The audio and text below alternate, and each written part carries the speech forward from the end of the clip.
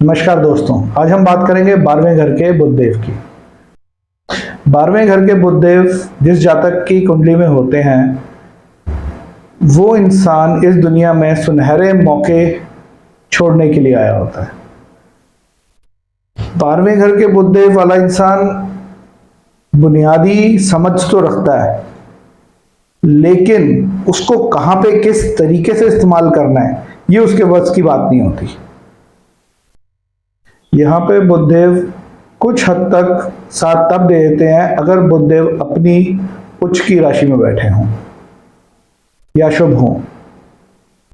नहीं तो ऐसा इंसान जब ज्यादा सोचने पर आता है तो वो जिंदगी के निर्णय नहीं ले पाता और कहीं ना कहीं उसकी बुद्धि कांप जाती है ये सोचकर कि किस्मत उसका साथ नहीं दे रही है। ऐसा इंसान हमेशा पराशक्तियों में, मतलब पैरानॉर्मल साइंस के अंदर बहुत इंटरेस्टेड होता है और उसको जो सपने भी आएंगे वो कुछ जैसे मंदिरों के, खंडरों के, यहाँ तक कि आत्माओं के भी सपने आते हैं ऐसे इंसान को, और वो समझ नहीं पाता कि ये सब चीजें उसके साथ क्यों हो रही हैं।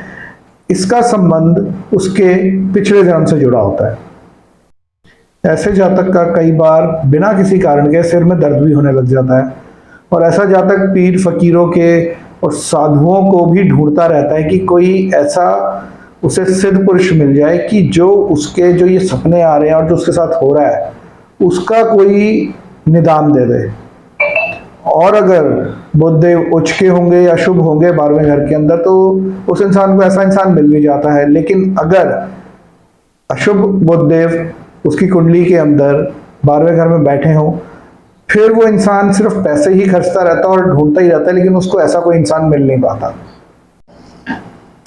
ऐसा जातक पीर फकीर और सिद्ध साधुओं को ढूंढने के अंदर भी बहुत मेहनत लगाता है, क्योंकि उसके दिमाग में यही बात होती है कि कोई ऐसा इंसान मिल जाए जो उसको इस पुराने जन्म की जो बातें वो बता सके और समझा सके, और इस जन्म में वो कैसे ठीक हो सकता है वो उसको बता सके। लेकिन अगर यहाँ पर बैठे हुए बुधदेव अपनी नीच या खराब राशि या शुभ हों तो ऐसा जातक ढूंढता ही रहता है ऐसे लोगों को, लेकिन वो उसको ऐसे सिद्ध पुरुष नहीं मिलते। हाँ, अगर ऐसे जातक के जो 12वें घर के अंदर उच्च हो बुधदेव या शुभ हो बुधदेव, तो उसको कोई ना कोई ऐसे सिद्ध पुरुष मिल जाते हैं जो उस इंसान की दुविधा को दूर कर देते हैं।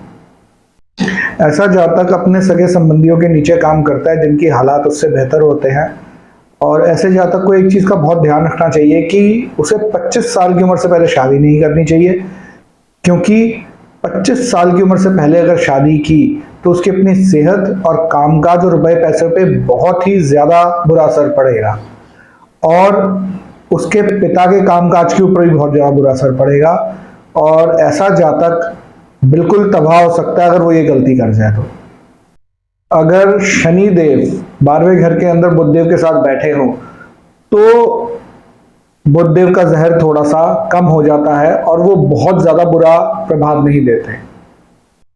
इस घर में बुधदेव हो तो इंसान को सट्टा, शेयर बाजार या जुआ, इस प्रकार की चीजों के अंदर बिल्कुल भी पैसा नहीं लगाना चाहिए, नहीं तो उसको बहुत बड़ा नुकसान होगा। ऐसे जातक ने अगर कोई पैसा भी जोड़ा होगा तो वो दूसरों के काम आएगा।